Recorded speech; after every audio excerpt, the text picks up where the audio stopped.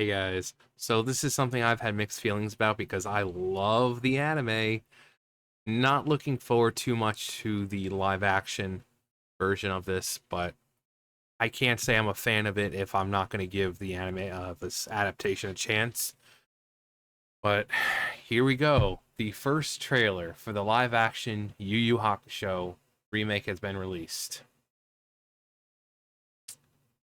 So already it's a little different. So it's such a great opening. Like as soon as the show starts, Yusuke's dead. He's been hit by a car and he's already died. Um, and it's great. And it's like and so it goes. This boy's name is Yusuke. He's 14 years old and is supposed to be the hero of the story, but oddly enough, he's dead. But in the anime and the manga and all that, he gets hit by a car. But here it's a truck. I mean, simple things like that, it's not that big of a deal. But seriously, the character, the actors and everything, I'm sure they're fine, but their designs, they just.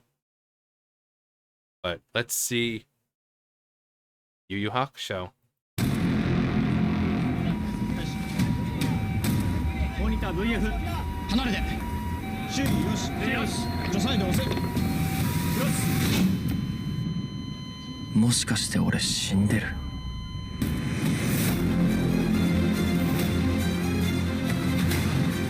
浦飯祐介お前を生き返らせてやるその代わり霊界探偵をやってもらいたい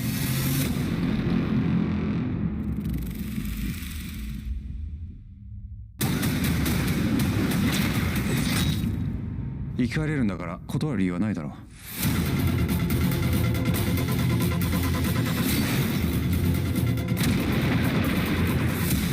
こんな俺を信じてくれる奴らがいるってなしがみついてでも守る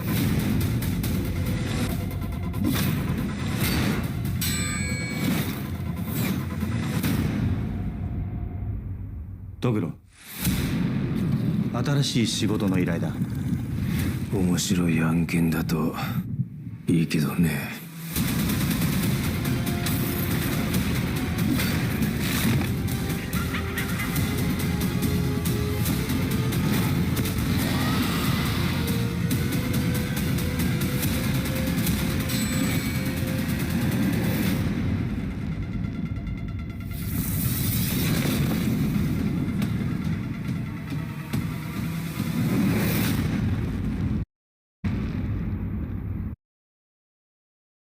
Okay, so things have been changed a little bit. So Toguro, the first time they ever meet Toguro, Hiei and Karama are not there. By the time Hiei and Karama show up, Togoro's already dead. Basically, he just was kind of testing Yusuke and Kuwabara, and when we see Kuwabara, he like plunges his spirit sword into Togoro's chest or stomach, and Togoro's like, oh, boom, dies. And then once everyone's gone, the spirit sword just kind of dissipates, and Toguro gets up. He's like, huh, those kids are strong. Um, but let's start from the beginning. So it's a pretty good shot. The way he's standing like that, it is very Yusuke. Um, so that's it. Roadkill. Um, that shot, the standing up there, the river Styx.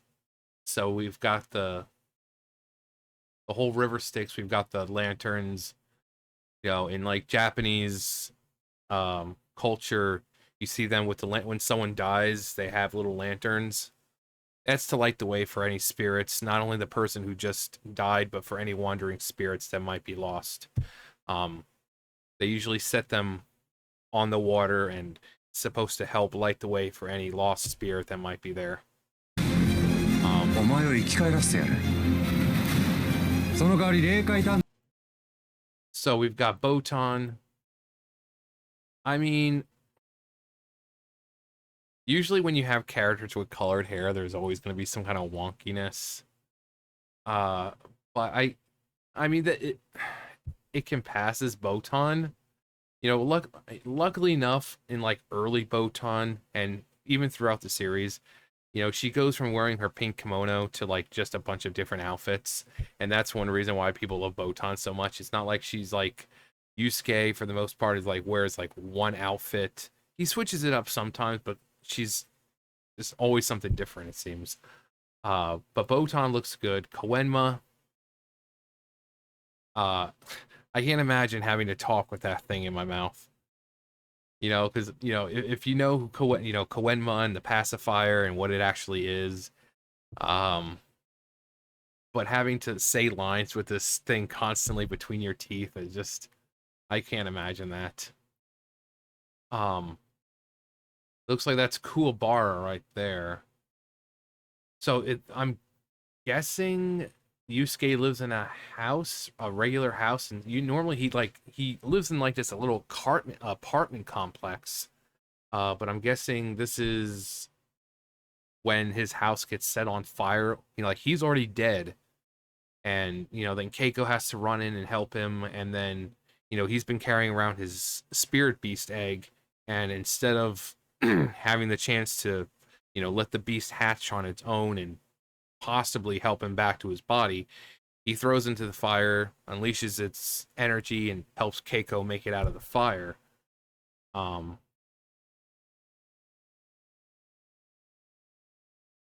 so I'm guessing this guy is the one who started, but we can, or this might be the Makai, because we see Toguro. The Makai are. It seems like they're going through from the beginning to maybe Dark Tournament, because after the training with Genkai and the whole Rando situation, the Saint Beasts are the next enemies, and it starts with the Makai insects, and they kind of take over humans, and you know, kind of make them super aggressive, and then suddenly the whole city is being transformed to these mindless, violent beings, and you know, so while Yusuke and his crew are in Spirit World, you know, at Maze's castle, trying to take care of the Saint Beasts, Botan trying to take care of the situation in the city and kill as many of the Makai insects as possible. And you can see right there and like, you know, writhing around and all that. So I'm guessing this is like the start of the Saint Beast saga.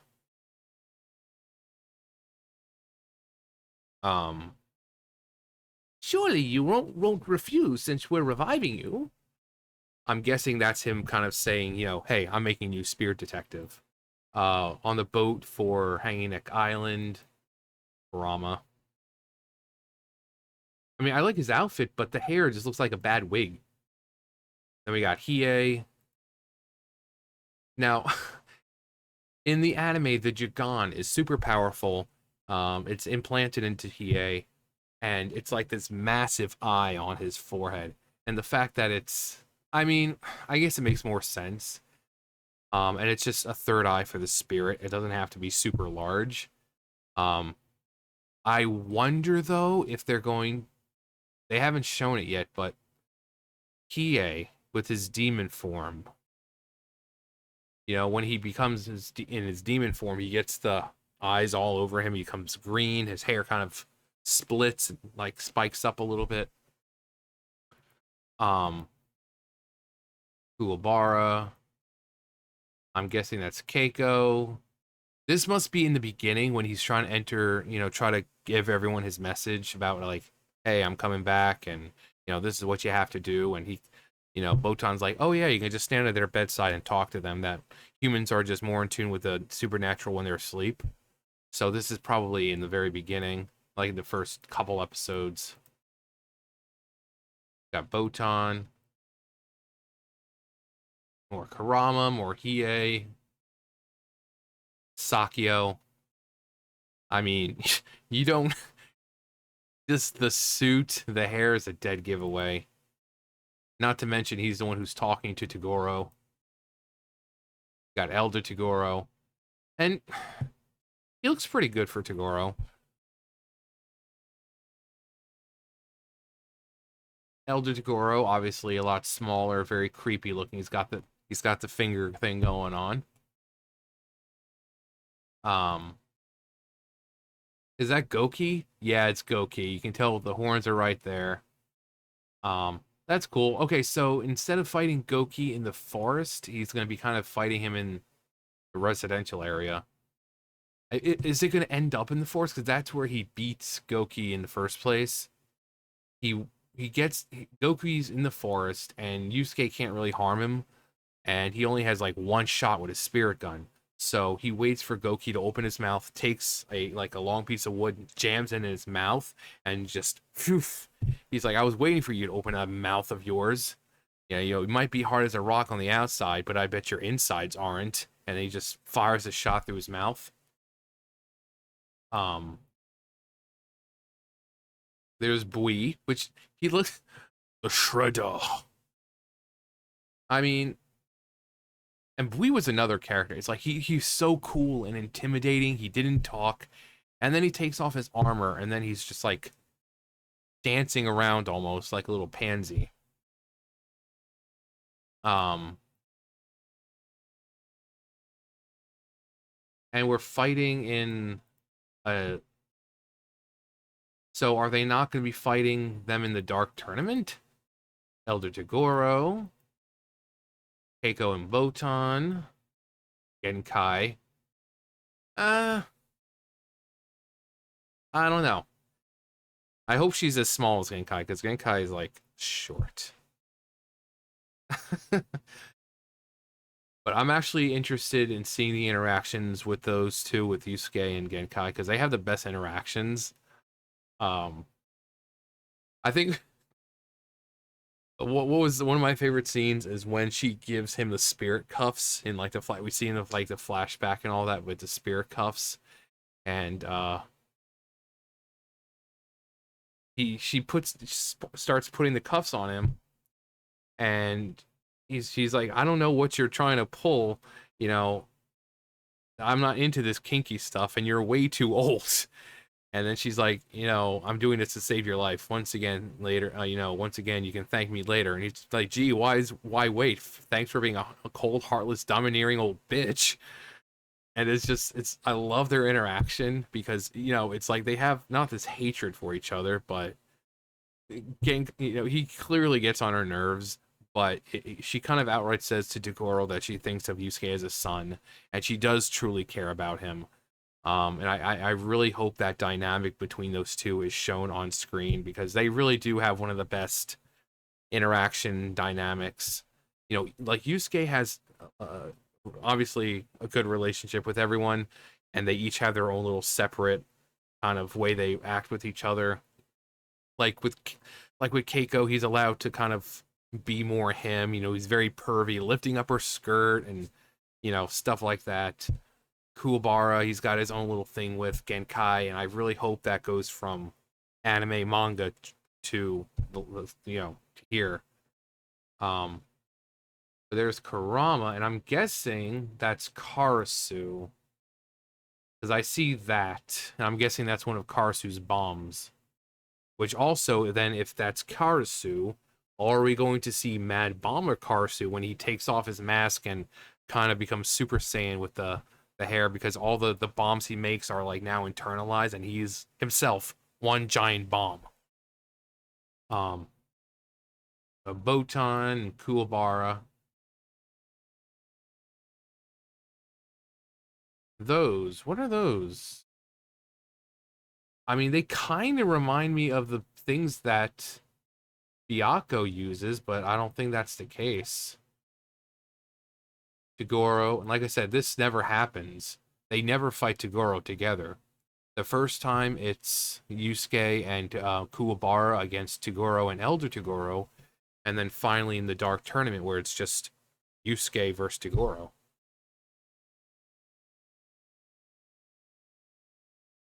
Yu Yu Hakusho! And then the infamous Spirit Gun. I mean, it looks cool. This is almost like endgame Yusuke, where he's able to mix in a little bit of demon energy with it, but it's red, so it's more like fire looking. But all right, so we see Genkai. So this isn't the moment, that really iconic moment after with Genkai's, spoiler alert, Genkai's death, where he kind of shoots this massive spirit gun. It kind of is like, yeah, here's just a little, to show the power that you gave me, and just say I understand. But it's. I still think he's gonna have a lot of problems. They took a lot of liberties here. I mean, as long as it's Yu Yu Hakusho,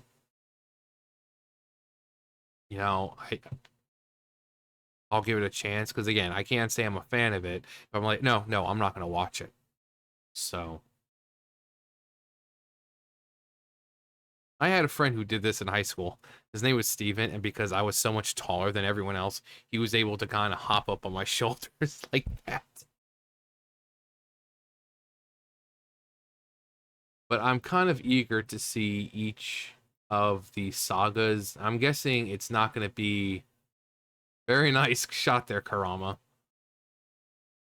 Yeah, you can see it's Karasu, the Mad Bomber. So we know at least it's going to go up to the Dark Tournament, which is actually, it's not the Dark Tournament. I think season 1's going to end with the start of the Dark Tournament, because we saw them going to Hanging Neck Island, but we haven't seen anyone else apart from, Team Toguro. But then that's kind of weird, since, they went to Hanging Neck Island. They're clearly fighting Team Toguro, and then I'm assuming the fight with Toguro with all of them is at Tarukane's place, because I'm assuming Yukina is still a thing here. And that's one of the problems with, when taking liberties. I mean, is Yukina even going to be in this? I mean, Yukina's a big player. She's one reason why Kuwabara, keeps powering up so much is for, his love for her. One of the reasons why Hiei comes to the human world and gets to Jagan in the first place is to find his sister and the land where their people live. So, I mean, but again, it's Dark Tournament. We see Hanging Neck Island, we see Sakio, we see Bui, we see Karasu, but we don't see Jin or Toya or Shishi Wakamaru or any of the other characters, Chu. So, I don't know. Am I excited? Again, I'll give it a chance. But let me know what you guys think.